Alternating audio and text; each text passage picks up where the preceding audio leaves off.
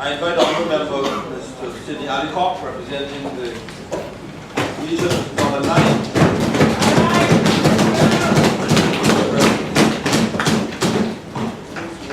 Thank you very much, Mr. Speaker. Honorable Speaker, members of government, members of the government benches, colleagues of the majority. I rise today to make my presentation to this very, very inadequate budget. Budget 2013. Overcoming challenges, together accelerating gains for Guyana, which was done by the Honorable Minister of Finance, Minister Ashley Singh. This budget is a miserable failure of the government to understand the realities of the masses, to give expression to their needs and aspirations. It is a miserable failure of the government to address the issues that abound in this beautiful piece of God's earth called Guyana. Mr. Speaker, I wish to address specifically the Rupununi region, where I hail from. The Garden of Eden surely must have been located in this magnificent region. But the lack of vision, will, skill, the lack of prudent management, and the abundance of corrupt practices have combined to render the Rupununi one of the most backward places in the entire Caribbean. Mr. Speaker, no proper consultation with residents or their representatives is carried out in the so-called development plans. There is no comprehensive plan.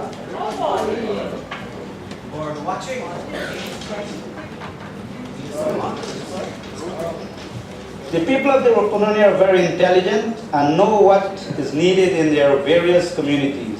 They do not need someone sitting in their carpeted, air-conditioned haven in Georgetown to decide what they need.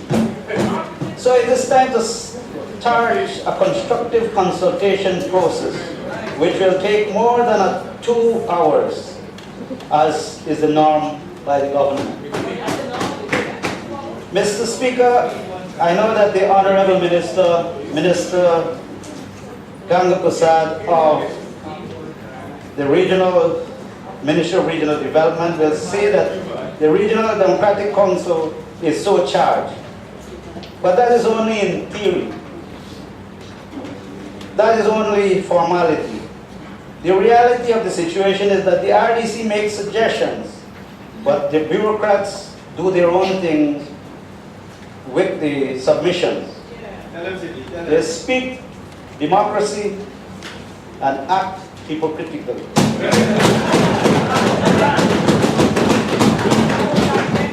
Be it as it may, Mr. Speaker, the budget has failed dismally to address the needs of Region 9.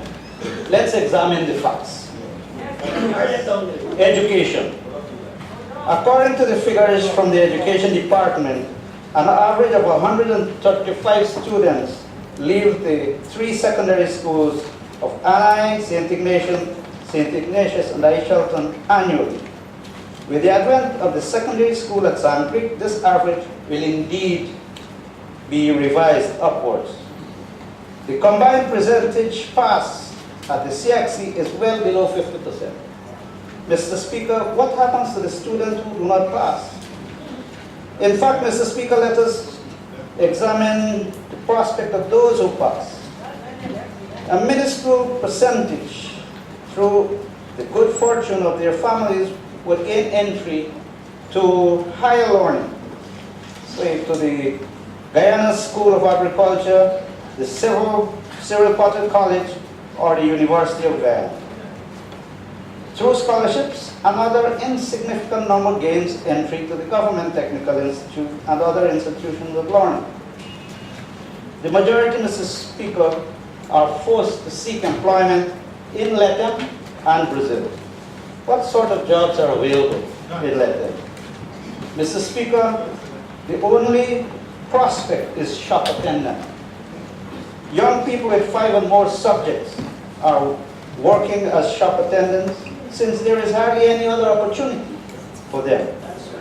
Those who migrate to Brazil find themselves in somebody's kitchen or on a farm as farm hands.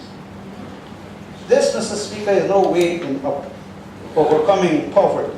Totally not satisfactory. Let us examine the fortunes of students who did not do well. They have no future. There is no second chance for these young people. And every one of us deserves a second chance. The education system is not geared for giving second chance. There is no 3-strike rule here. You either hit it the first time or you're out. Mr. Speaker, I am quite certain that many persons in this august chamber had the benefit at some point in their lives to higher learning. My people in the Rupununi have no such recourse unless they travel to Georgetown. Mr. Speaker, this is the 21st century, and no child, I mean not one single child, be deprived of the right to a quality education. But that is exactly what is happening in Rupununi. Mr. Speaker, I do not have to remind you of the deplorable state of education, of the education system nationwide. From the lack of trained teachers, overcrowded schools, dormitories, or poor incentives of teachers, the availability of appropriate textbooks, etc., the list goes on. Those students, Mr. Speaker, are at great risk in this age of globalization and fast-paced information system. They are very vulnerable in the 21st century. Mr. Speaker, it may not be so.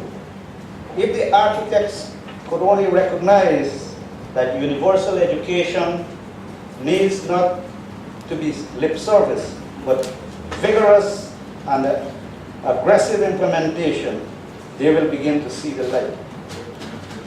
Mr. Speaker, what is needed in Latin is a technical institute.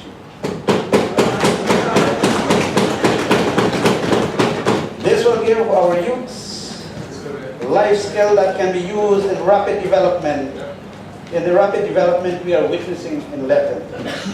Instead of busing in workers of every category into the Rupununi, we can have a ready supply of skill needed for the type of development we need. With this approach, Mr. Speaker, we will have a better opportunity for money circulation to the many households to assist us out of poverty. So, Mr. Speaker, I strongly propose that we begin construction of this institute like yesterday. Yes. Our youths demand this, and we have to listen to them. We have to cater to their every need. Mr. Speaker, an examination of the regional submission revealed that the Honorable Minister of Finance did not agree with the region. The regional officials are on the ground and they know the priorities. But you sit in Georgetown and pretend to know better. You think you are the bosses instead of servants to the people.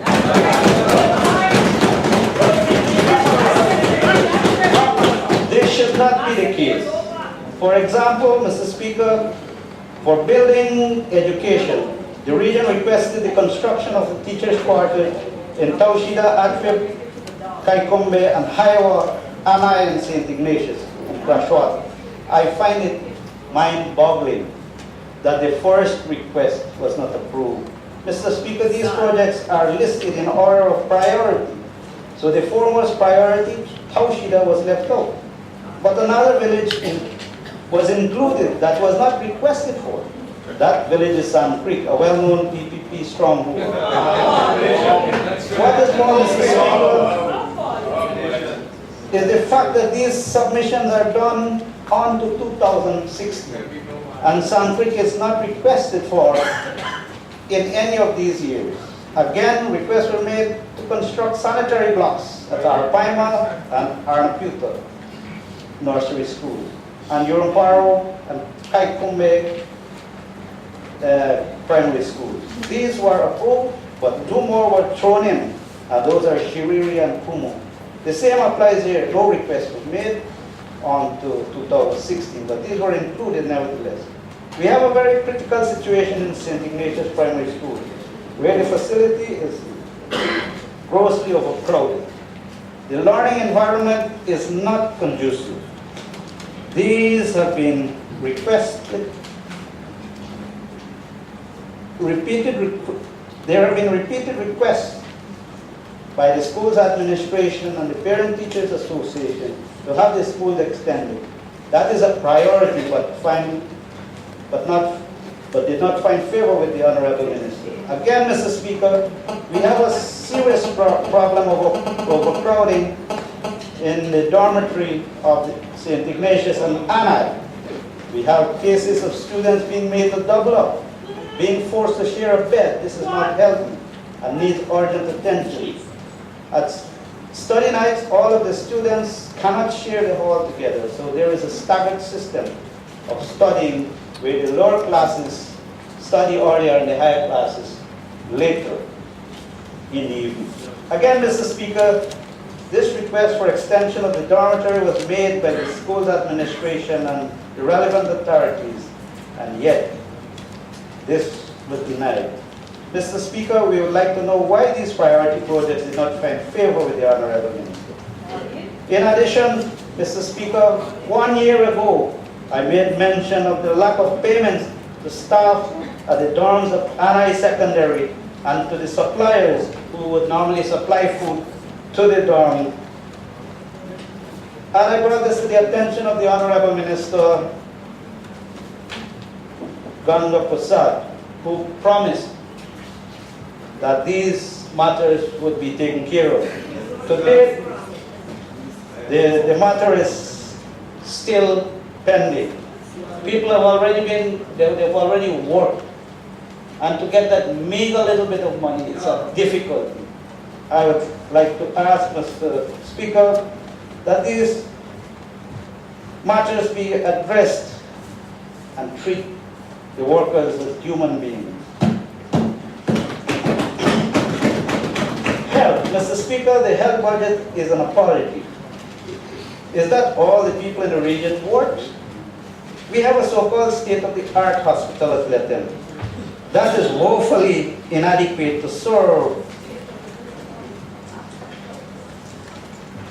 the needs of the region. This facility is a glorified health center at the best.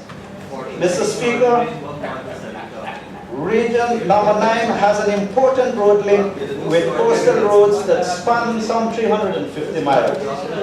Tragedy does happen all on this road ever so often. The most recent was Wednesday, 27 March, when an SUV careened over the Pirara Bridge, plunging over 20 feet below. It was a miracle that the occupants escaped serious injuries. A few years back, the presidential guard met his death at this very bridge when the vehicle he was in ran off the bridge. Mr. Speaker, there's always the potential for serious accidents with multiple casualties. Mr. Speaker, we have to get prepared for any eventuality. In its present state, the Lethem Hospital cannot meet the demand. People will simply die and unnecessarily too. The budget did not consider that. We need a hospital that will serve all classes of injuries and sicknesses. Presently, the hospital is not capable of diagnosing a simple case of typhoid. And there is always the potential for that sickness to raise its ugly head. We need a hospital that is fully staffed, adequately stocked with equipment and drugs. We need specialist doctors. We need at least a general surgeon, not periodically, but full-time. Mr. Speaker, we have a case in the Rupununi where pregnant mothers will require to travel to Lethem Hospital on motorcycles over rough terrain. This is certainly not a practices scenario. The last case we had was a young mother, Miss Rosalind Stevens. She took in with labor pains at Barishara. There being no health worker there, and the residents contacted the health worker at Iowa, some 11 miles away. The health worker got there on a motorcycle at 8:30 a.m., made a call to let them, and was told that the lady was told to take the lady to Iowa on the cycle where a vehicle will be sent to transport her to Lethem. She arrived at Lethem at 2 p.m. and waited of some 6 hours. She delivered by 3 p.m. but bled profusely. She was rushed to Povista in Brazil. At midnight, that is when she left. By 4, she was no more.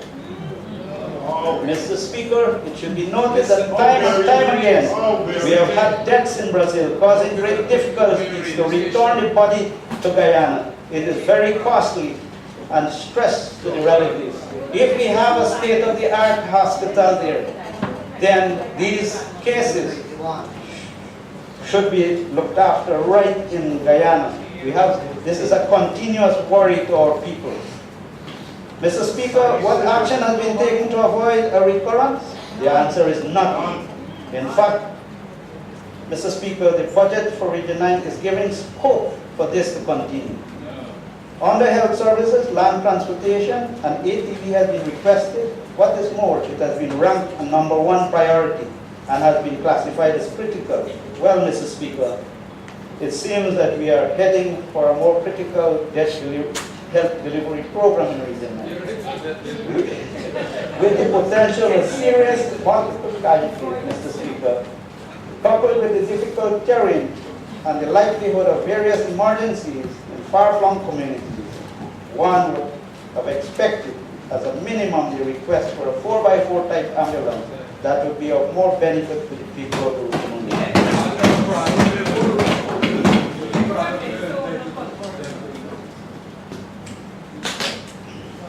Mr. Speaker, we have another hospital in Aishaltan in South Rupununi, approximately 126 miles away from Lethem, and that hospital is another glorified health center.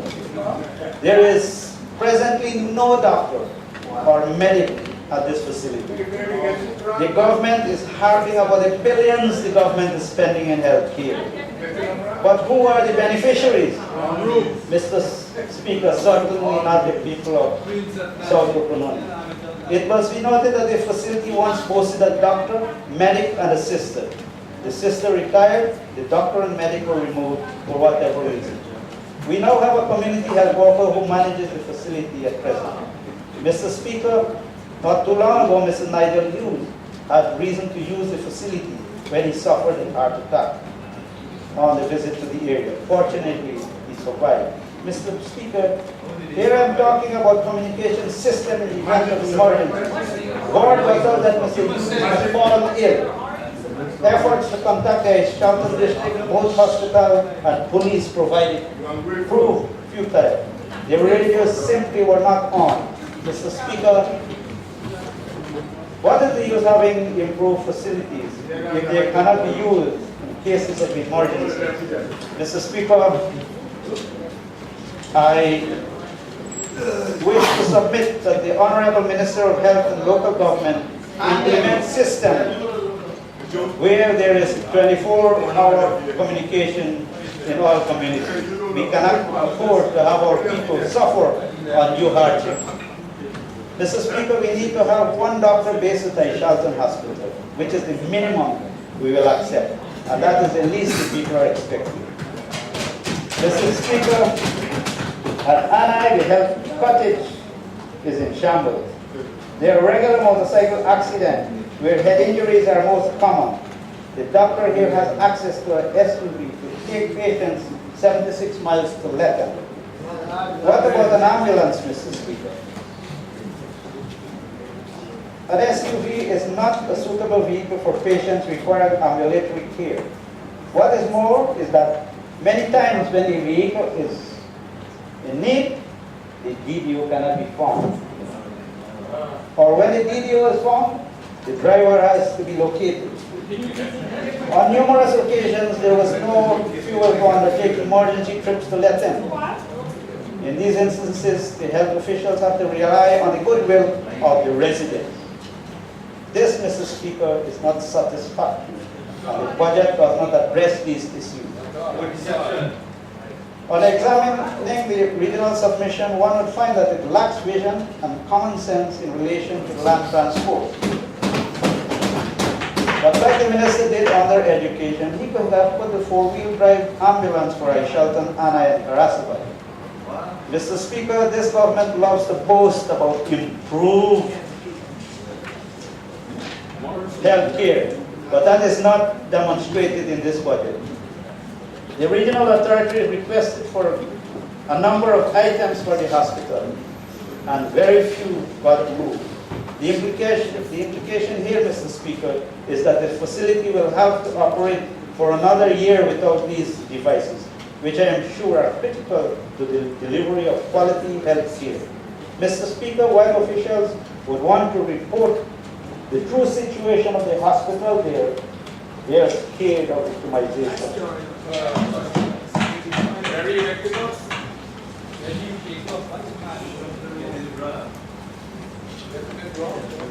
Mr. Speaker,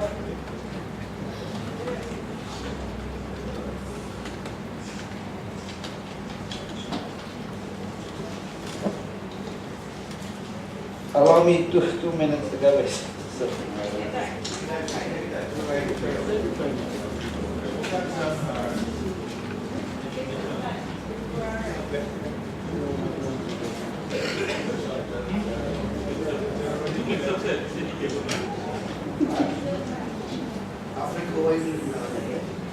Amranian Affairs. Amranian land rights. Mr. Speaker, the Rupununi is mainly an Amranian region with 65 communities spread across the vast region of some 33,000 square miles. We have communities as far as north as Surama and far south as Masikanari, the home of the Waiwais. Mr. Speaker, nations are being challenged today as other peoples are seeking tracts of land for various purposes. We need to safeguard the rights of the Amerindian traditional lands in this explicit era. We need to always be sensitive to the cries of the indigenous people as it relates to land demarcation and extension. It is imperative that we do so. Failing, which Guyana will lose the honor of having and preserving indigenous customs and habits. Mr. Speaker, the Ministry of Amerindian Affairs was established to represent the Amerindians, the Amerindian interests, totally, not to suppress them.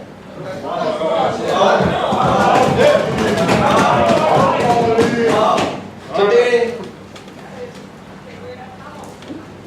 after some 40 years of the passing of the Honorable Stephen Campbell, who fought for the rights of the indigenous people, we are still here not settling these issues.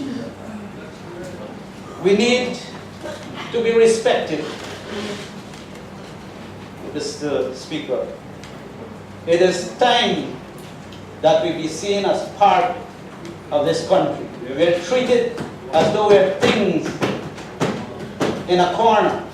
Why can't our lands be settled? Why is it that it is a case in the Amerindian Act 2006?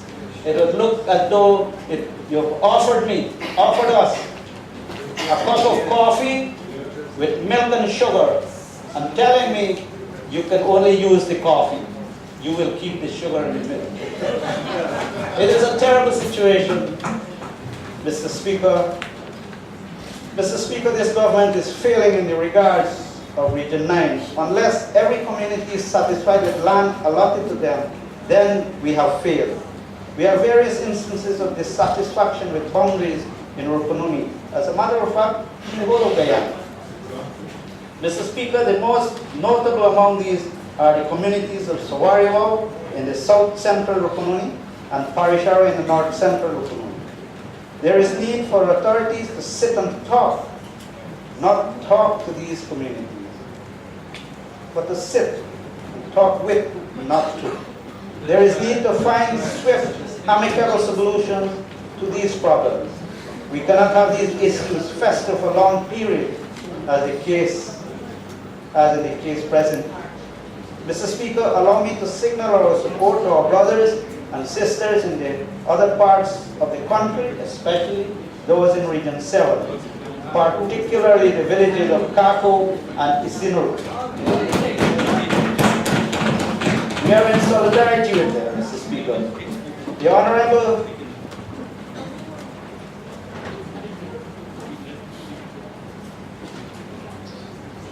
Minister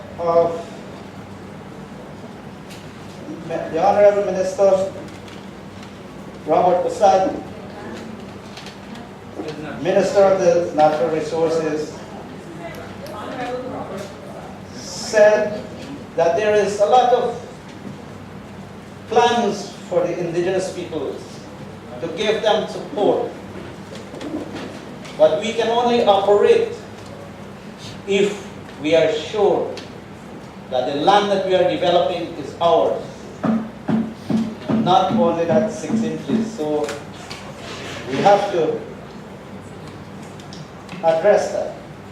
Honourable member, your allotted time is up. Could someone move that you be given 5 minutes to conclude Mr. your Speaker. presentation?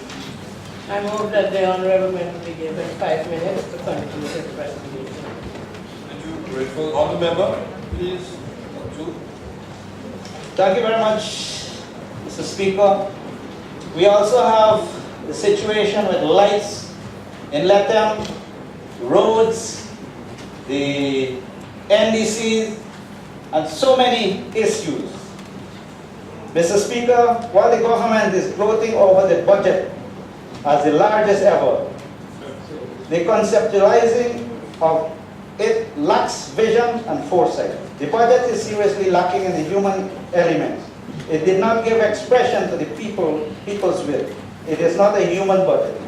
Rather, Mr. Speaker, the government continues its trend of including projects in the budget to ensure that their cronies benefit financially.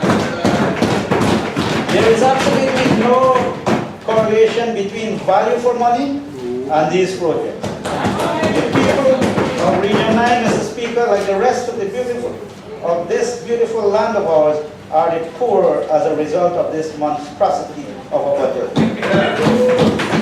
The education of our people was not addressed. Our citizens will continue to die in Brazil because the health component of the regional budget did not consider this need. Our roads will continue to be unsafe, thus putting the lives of our people at risk. Our citizens will continue to be unsafe even in their own homes because the uncaring administration cares nothing for their security. Our Amazon communities will not get their land demarcated or extended in a timely manner because this government lacks the political will to conclude the process.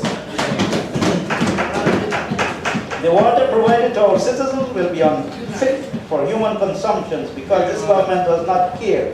Our people will continue to experience prolonged blackouts because this government lacks the vision to eradicate blackouts, a promise they had made since 1992. People will continue to live in poverty because the poverty reduction strategy paper is just another document for window dressing. And the government is woefully incompetent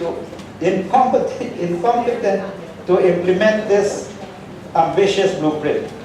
Therefore, Mr. Speaker, I am calling on my colleagues to vote against this apology that we have for the budget.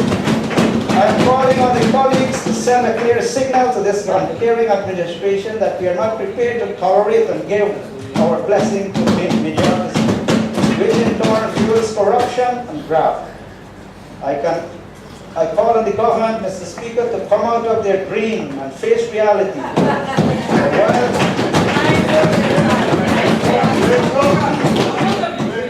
For while the elephants fight, the grasses suffer, according to the old saying. So, Mr. Speaker, I cannot and will not support this document. Thank you very much.